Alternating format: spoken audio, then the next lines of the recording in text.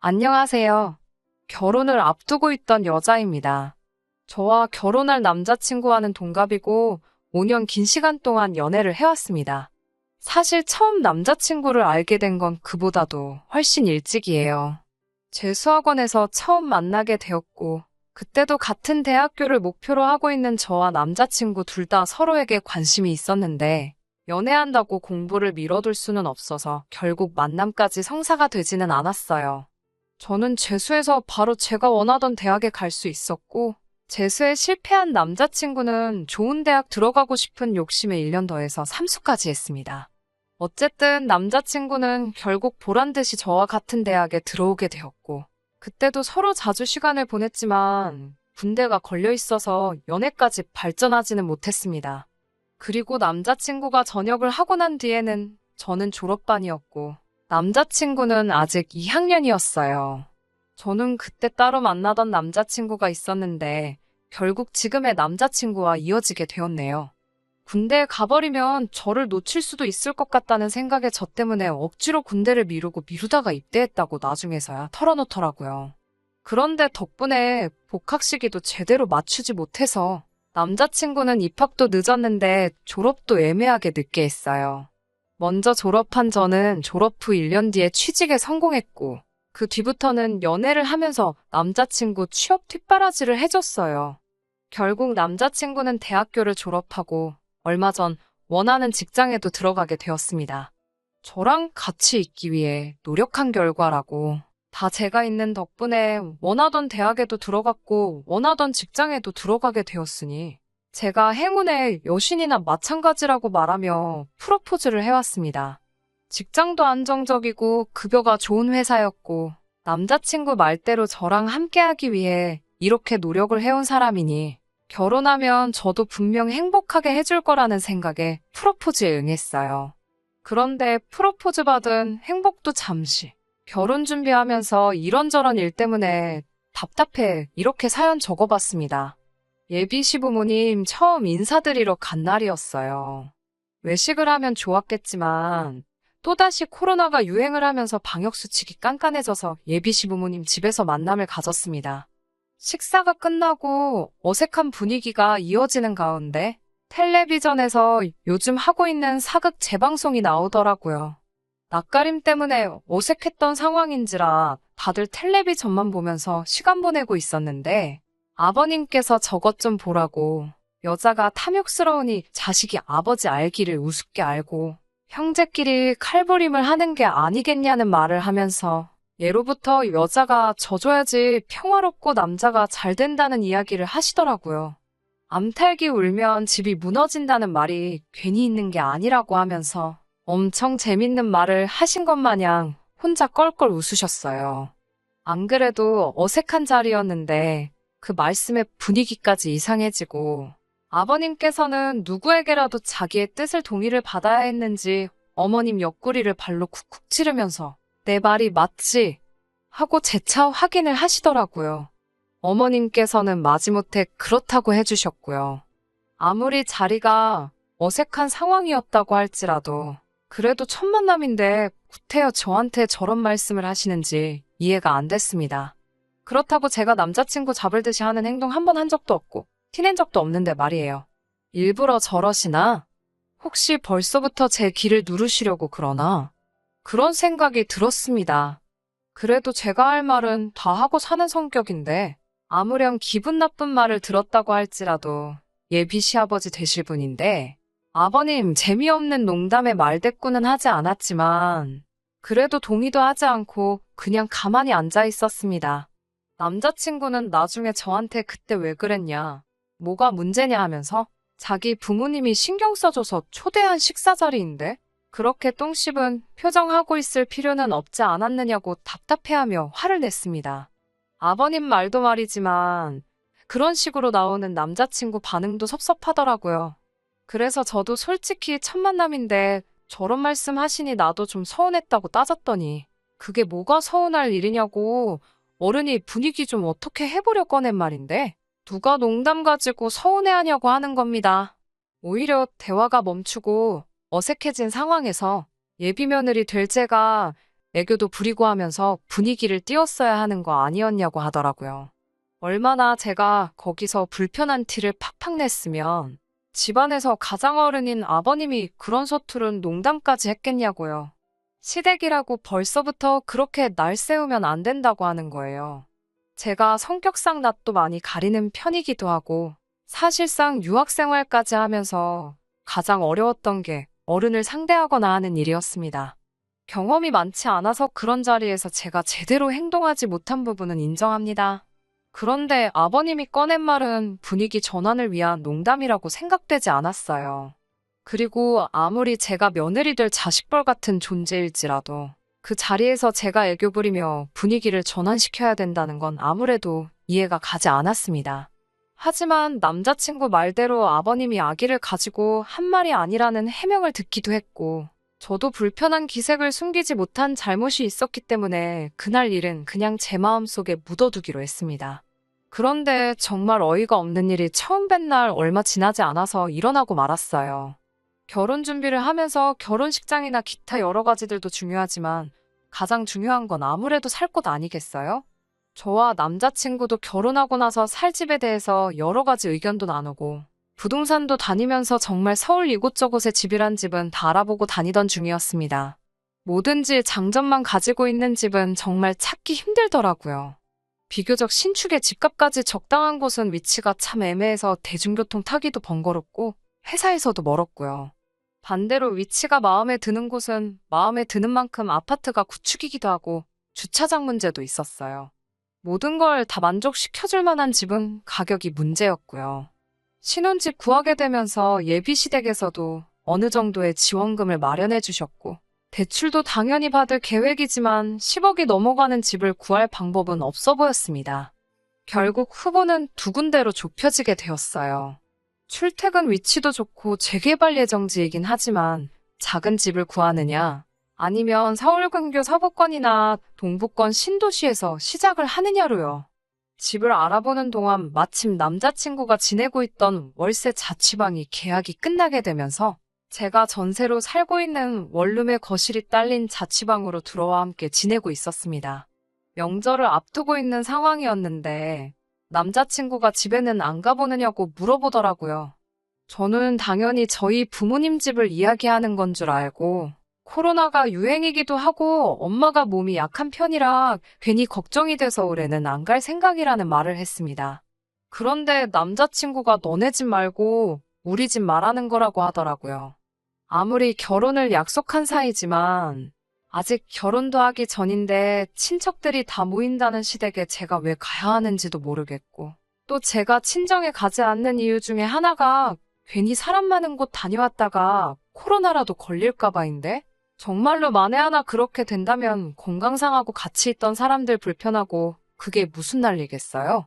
그래서 그 두 가지 이유를 대고 가지 않겠다고 했습니다. 그러니까 남자친구가 아직 결혼을 안 했다고 한들 올해면 우리도 부부가 될 텐데 며느리가 명절을 빠지면 쓰냐는 식으로 이야기를 계속 하더라고요.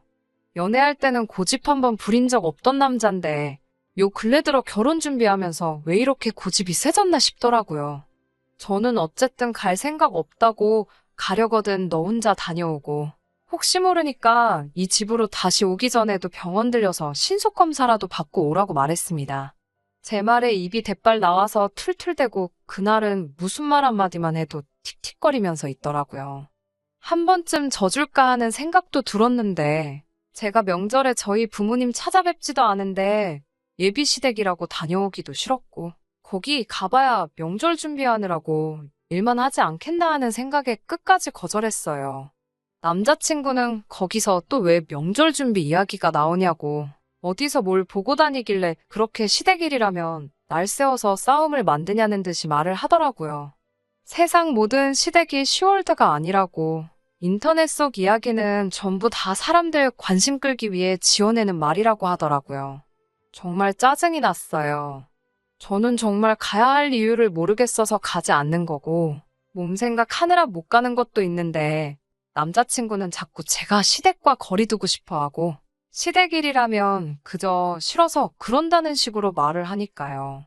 원래는 저녁마다 인터넷으로 아파트 알아보고 신혼집 인테리어며 가전제품 같은 거 같이 찾아보는 게 일상이었는데 한동안은 그런 것도 안 하고 밥만 같이 먹고 말은 서로 하는 둥 마는 둥 하고 지냈죠. 그리고 그렇게 명절날이 되었습니다. 그렇게 시댁에 가야 한다고 노래 부르던 남자친구도 정작 명절 연휴 시작됐는데도 집에 그대로 있더라고요.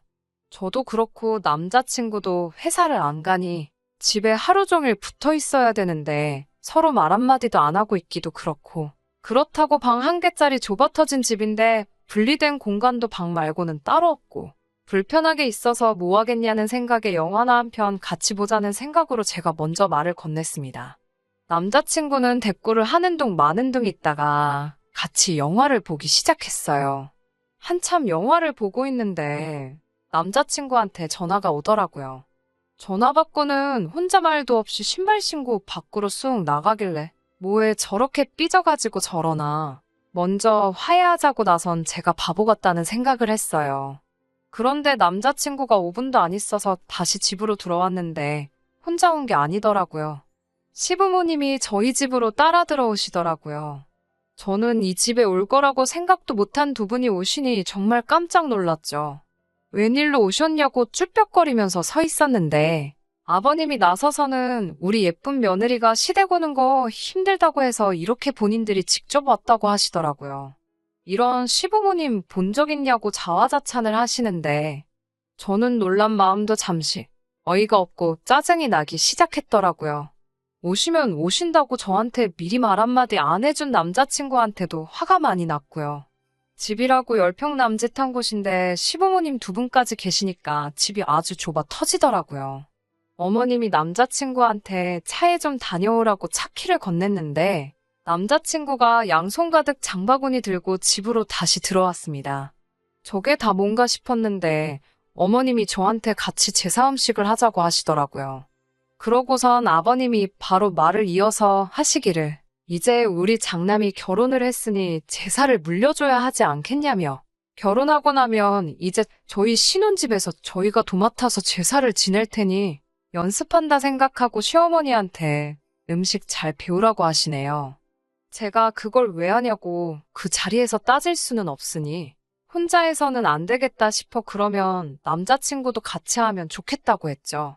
그랬더니 남자친구가 음식은 원래 여자가 하는 거라고 하면서 빼더라고요. 아버님도 어머님도 남자친구 헛소리에 한마디 하시는 게 아니라 사내대장부가 부엌에 들어가면 못 떨어진다고 남자친구는 방에 들어가서 쉬고 있으라고 하더라고요. 그래서 음식을 하기 시작했는데 손이 크신 건지 뭔지 제사상에 올리는 음식이 나중 가면 결국 집에 두고 먹는 반찬이 되는 거잖아요. 그럼 4명이서 제사 지내고 먹을 정도만 하면 되지. 얼마나 전을 부치고 싶으셨는지 장바구니 안에는 1kg짜리 부침가루가 3개가 넘게 들어있더라고요. 진짜 속상했어요. 전셋집이기는 하지만 내 집이다 생각하고 매일같이 꼼꼼히 청소해가며 관리하던 집인데 가스불도 아니고 인덕션 2구짜리로 좁아터진 주방에서 전을 어떻게 부치냐 했더니 그럴 줄 알고 집에서 전기 프라이팬도 가지고 왔다고 남자친구 시켜서 또 차에서 가지고 오라고 하시더라고요. 어머님이랑 붙어있기 싫어서 저는 주방에 서서 인덕션으로 전 부치고 어머님은 바닥에 자리 깔고 하시는데 신문지도 안 깔아놓고 하시면서 기름은 여기저기 팡팡 튀고 있고 나중에 청소하는데 아주 고생했어요. 아무튼 몇 시간 동안 그렇게 겨우겨우 제사 음식 끝내놨더니 아침에 일찍 차례 지내야 한다고 오늘은 주무시고 가시겠다는 거 아니겠어요? 어머님한테 보시다시피 집이 좁아서 주무실 만한 공간이 없다고 말씀드리니 자기들은 거실 아무 데서나 자면 된다고 하시더라고요. 그런데 남자친구가 또 나서서는 부모님을 바닥에서 주무시게 할 생각이냐며 제 방에 침대까지 양보해 드려야 했어요. 그 와중에 아버님은 당연하게 씻지도 않고 양말도 그대로 신으신 채로 침대 위에 올라가시고 정말 미치고 팔짝 뛰는 줄 알았네요. 여기서 끝이었으면 그냥저냥 예비 시부모님 돌아가시고 나서 남자친구한테 한 소리하고 끝냈을 수도 있을 일이었는데 이건 그냥 시작에 불과하더라고요. 다음날 새벽에 어머님이 저를 또 깨우시더라고요. 여기는 주차를 어디다가 해야 되냐고 물으시길래 주차하신 거 아니냐고 물었더니 우리 차 말고 라고 말하면서 친척분들이 오셨다는 말을 하시더군요. 친척들이라니 무슨 소린가 했는데 저희 집에서 차례 지낸다고 시댁 친척들을 여기로 다 부르셨다고 하십니다. 그 소리에 이건 또 무슨 일인가 싶어서 또 표정 관리를 못했나 봐요. 그랬더니 아버님이 옆에서 저한테 겸사겸사 우리 예비 며느리 소개도 하고 자랑도 하고 싶으셨다고 결혼하기 전에 친척들한테 얼굴 한 번씩 비추고 인사 한 번 드려야 되는데 겸사겸사 한 번에 하게 되었으니 저한테는 번거로울 것 없어 좋은 일 아니겠냐고 이렇게 며느리 챙겨주는 시부모가 또 어딨겠냐며 노스레를 떠는데 솔직히 예비 시부모님만 아니었으면 진짜 주먹이라도 나갈 뻔했어요. 그 시점부터 정말 온갖 시댁 친척들이 하나둘씩 집안으로 들어오는데 써있을 자리도 없을 정도로 정신이 없더라고요. 차례 끝나고 나니 상 차려놓고 밥 먹을 자리는 안 나오니까 전날에 정말 그렇게 많이 부친 전들 다 비닐봉지에 담아서 한 봉지씩 손에 쥐어주고 보내는데 정작 전 부친 건 거의 저 혼자 다 한 것 같은데 저희가 먹을 건 하나도 없었습니다. 남편은 그 와중에 친척형들하고 술 한잔 마시고 온다고 밖으로 나가고 십수명의 사람들이 휩쓸고 간 저희 집은 엉망이 되었는데 치울 생각하니 한숨조차 안 나오더라고요. 그리고 혼자 신나서 술 잔뜩 처먹고 온 남자친구하고 정말 대판 싸웠어요. 이 좁아터진 집에 그 많은 사람을 부를 생각을 다 하냐고. 결혼 전이라 시댁 안 간다는 말에 삐져가지고는 무슨 사람 먹이려고 어디 작정하고 버린 일이냐고 10년을 알아오고 5년간 연애한 그 사람하고 똑같은 사람이 맞냐? 사람이 갑자기 변한 거냐 아니면 여태껏 본성을 숨겼던 거냐? 정말 파혼까지 할 기세로 속에 담아두었던 말 전부 다 꺼내서 했습니다. 파혼 이야기까지 오가기 시작하니 그제서야 남자친구가 무릎을 꿇고 저한테 빌더군요. 시부모님 말이 여태껏 자기가 저를 쫓아다녔다는 사실에 결혼하면 주도권은 저한테 있겠다 뭐 이런 말씀을 하셨다나요. 그래서 일부러 더 세게 나왔다고 합니다. 본심은 아니었다고요. 여태껏 제가 알던 사람으로 돌아올 테니 한 번만 용서해달라고 빌더라고요. 그놈의 정 때문인지 정말 자초지종 처음부터 끝까지 설명하고 싹싹 비는 모습에 마음이 약해져서 사과를 받아줬습니다. 그냥 받은 건 아니에요. 시부모님이 그렇게 나오셨다는 사실이 신경이 쓰였고 주도권 이야기로 뒤에서 남자친구를 조종했다는 사실은 용서가 되지 않았어요. 어차피 결혼하면 시부모님하고 사는 거 아니니까 적당히 할 도리만 하고 거리 두고 지내면 된다고 생각했죠.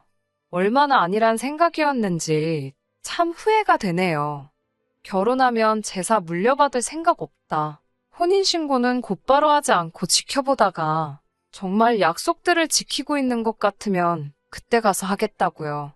당연히 시댁에 방문하는 건 남자친구 혼자서만 하기로 약속받았고 신혼집의 경우에는 남자친구의 명의로 해주되 제가 모은 돈이나 친정지원금 한 푼 들이지 않기로 했어요. 친정지원금은 제가 따로 가지고 있다가 혼인신고 올리고 나면 그때가 돼서 남아있는 대출금을 갚든 어떻게든 집에 관련된 자금으로 쓸 테니 명의도 그때 가서 공동명의로 바꾸자고 했지요. 그렇게 폭풍 같은 날이 지나고 남자친구도 다시 원래 모습으로 돌아온 듯 했고 그 이후로는 예비 시부모님과도 적당히 거리 두고 지내며 결혼 준비 관련된 부분에서만 전화로 이야기한다던가 하는 식으로 지내고 있었습니다. 그리고 결국 파혼하게 되었어요. 바로 얼마 전 이야기입니다. 남자친구가 그때쯤부터 약간 정신 빠져 있고 넋나간 사람처럼 지내고 있었어요. 평소랑 다른 모습에 걱정이 돼서 무슨 일 있냐고 물어봐도 아무 일 없다고만 대답하고 잠깐 괜찮은 척 하고 나서는 다시 또 축 처져 있더라고요. 안 좋은 일이 있겠다는 건 짐작하고 있었는데 이런 일인지는 상상도 못했네요. 휴일날이었는데 시부모님이 또 연락도 없이 저희 집으로 찾아오셨더라고요. 남자친구한테 무슨 일이냐고 따져 물을 새도 없이 들이닥치셔서는 저보고 돈을 내놓으라고 하시는 거예요. 갑자기 돈을 내놓으라니 무슨 일인가 싶었죠. 남자친구는 안색이 창백해져 있고 그제서야 모든 사실을 제게 말해주더라고요. 남자친구가 시댁에서 집 구하라고 지원해준 돈과 자기가 결혼자금으로 모아놓은 돈을 코인과 주식으로 날려먹었다고 합니다. 반토막이 났으면 차라리 괜찮았을 거예요. 그냥 그 돈이 전부 휴지 조각이 되어버렸다고 하더군요. 저도 정신이 아찔해져서 이게 무슨 일인가 정신이 없어 있는데 아버님이 여자 잘못 들여가지고 아주 집안 꼴을 말아먹는다고 성질을 부리시더라고요. 그게 왜 저 때문이냐고 하니까 남자친구가 하는 말이 가관이었습니다. 제가 좁은 집이 싫다고 했고 집을 자기 혼자서 구하라고 했다고 말하면서 그것 때문에 자기가 주식과 코인에 손을 댄 거 아니겠냐고. 따지고 보면 전부 다 제 잘못이라고 하는 거예요. 아버님도 한술 더 떠서 처음 봤을 때 자기가 말한 거 기억 안 나냐고. 여자가 탐욕적이라서 이 사단이 난 거 아니겠냐고 저한테 호통을 치시더라고요. 이래서 여자 말 듣지 말라고. 집안은 남자가 주도권을 잡아야 사는 거 아니겠냐고 하면서 내 욕심 때문에 이렇게 된 거. 당연히 우리는 우리 아들하고 저를 결혼시킬 생각 없고 너 때문에 큰 돈을 날렸으니 그 돈을 저보고 보상을 하라고 하는 거예요. 어이가 없어서 진짜. 그동안은 예비 시부모님이라 말을 아꼈지만 제가 먼저 파혼 이야기 꺼내기 전에 결혼시킬 생각 없다고 하셨으니 이제 예비 시부모님이 아니라 그냥 남이잖아요. 저도 더 이상 참을 거 없다고 생각해서 한마디 던졌습니다. 주제도 모르고 결혼을 해준다니 안 해준다니 말하지 말라고요. 그동안 제가 그쪽 아들 이끌어줘서 대학도 가고 좋은데 취직도 한 거 아니겠냐고. 알고 봤더니 아주 근본부터 못 써먹을 놈이었는데 그래도 어떻게 사람 구실하게 만들어놨더니 부모가 나서서 애를 다시 모질이 천치로 만들어 놓은 거 아니냐고. 그리고 저는 좁은 집에 살기 싫다고 한 적도 없고 이 좁아터진 원룸에 온 식구들 다 초대해서 그 소리 나오게 한 거 다 아줌마 아저씨 잘못 아니냐고 따졌어요. 자식 농사 잘못 지은 걸 왜 내 탓으로 하냐고. 이제는 결혼해달라고 빌어도 저도 할 생각 없으니 모자란 당신네 아들 데리고 꺼지라고 소리를 질렀어요. 아줌마 아저씨라고 부르는 게 뭐가 그렇게 열받았는지 부들부들대면서 벽을 주먹으로 내려치더라고요. 언성이 높아지고 하다 보니 이웃의 신고로 경찰까지 출동하고 아주 난리도 아니었습니다. 얼마 전 법원에 접근금지 가처분 신청을 보내놓은 게 인용 결정이 되어서 남자친구를 포함한 그 집 식구들 전부 제 근처에는 얼씬도 못하게 되었어요. 돈 문제야 당연히 자기가 날려먹은 건데 제가 어떻게 해줘야 할 이유도 없고요. 파혼하게 된다면 가부장적인 시부모님 때문에 하게 될 거라 생각했는데 결국 남자친구 본인의 손으로 뒤집어지게 되었네요. 만약 정말로 돈을 날렸다고 한들 저에게 솔직하게 말하고 처음부터 다시 시작했다고 말했으면 지금 살고 있는 좁아터진 제 전셋집에서라도 둘이 시작했을 수도 있었을 거예요. 그만큼 저도 그 사람에 대해서 진심이었고 정말 좋은 점만 보려고 했는데 차라리 이렇게 끝나버린 게 천만다행이라는 생각이 드네요. 부모님 말을 잘 듣는 것도 좋지만 스스로 판단하고 결정할 수 있는 사람이 되는 것도 중요하다고 생각합니다. 괜한 기싸움 하지 말고 서로 대화로 풀어나가는 것도 중요하다고 생각해요. 저는 결국 파혼하게 되었고 그동안 함께한 시간을 날리게 되었지만 남자친구도 그 시간과 더불어 여태 모아온 돈과 자기 부모님 재산까지 날려먹었으니 그걸로라도 위안 삼으려고요. 끝까지 들어주셔서 감사합니다. 오늘의 사연은 여기까지입니다. 구독과 좋아요, 알람 설정 부탁드리고 더 좋은 사연으로 다시 찾아뵙겠습니다. 감사합니다.